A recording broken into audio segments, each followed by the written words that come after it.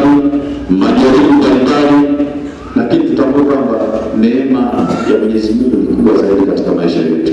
Na hakuna chochote kinachoweza kuzuia Bwana kutimiza kazi zake na mapenzi yake kwetu.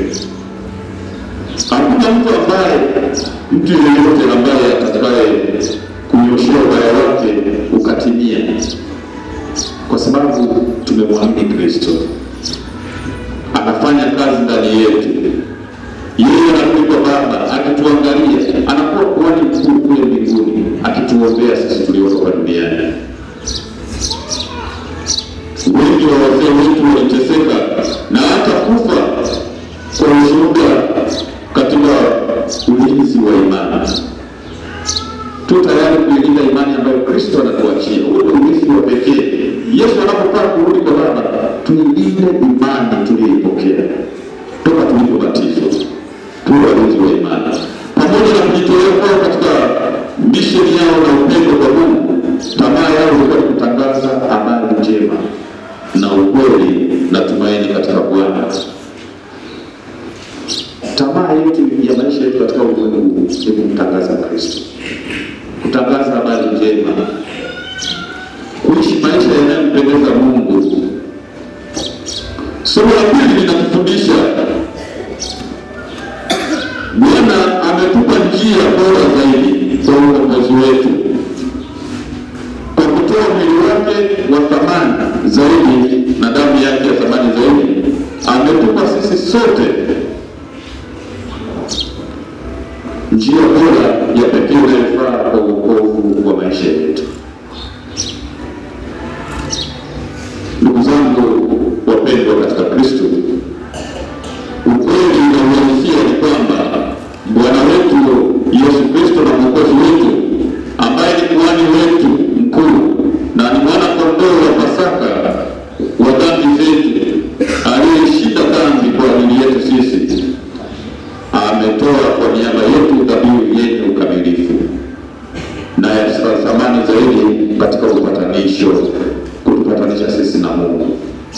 Sisi tumepatanishwa na Mungu. Hivyo anapokaa kwenda mbinguni, sisi sote tutakuwa tumepatanishwa na nani?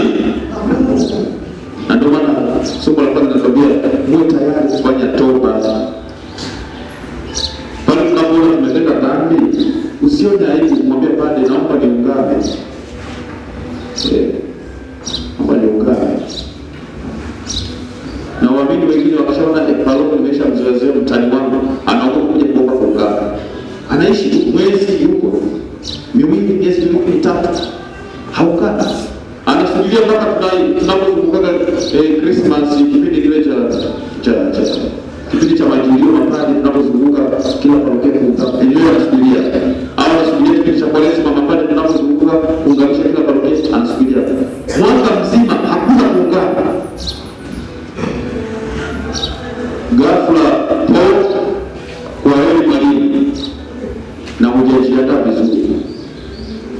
Hata kama umeshazoea paroko na mtania, ukifika wakati wa kuungana ukiona na dhambi, naomba niungane pale. Naunganishwa, unaondolewa dhambi zako, unakuwa mwepesi, maisha yanaendelea. Sawa ndugu zangu?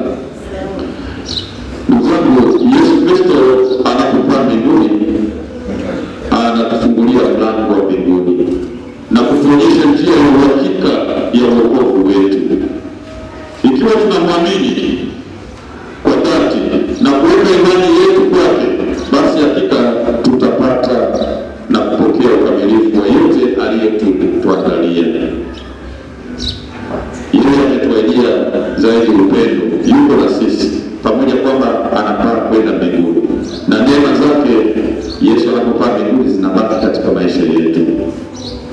Yeye anakwenda kutuandalia makao, mahali petu katika mbingu, ambapo kila mmoja baada ya maisha ulimwengu huu yatupasa kuelekea katika maisha matakatifu ya mbinguni. Katika Injili tunakumbushwa kwa kifupi kuhusu kila kitu kilichotokea wakati huo baada ya ufufuo wa Bwana.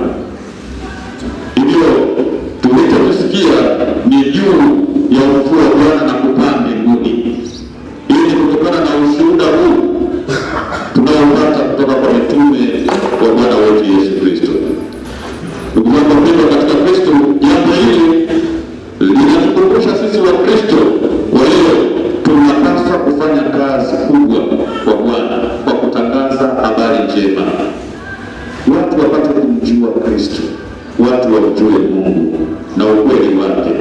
Kutangaza ufufuko wa Bwana. Kristo ameushinda ulimwengu, amefufuka siku ya tatu, na leo anakupa mbinguni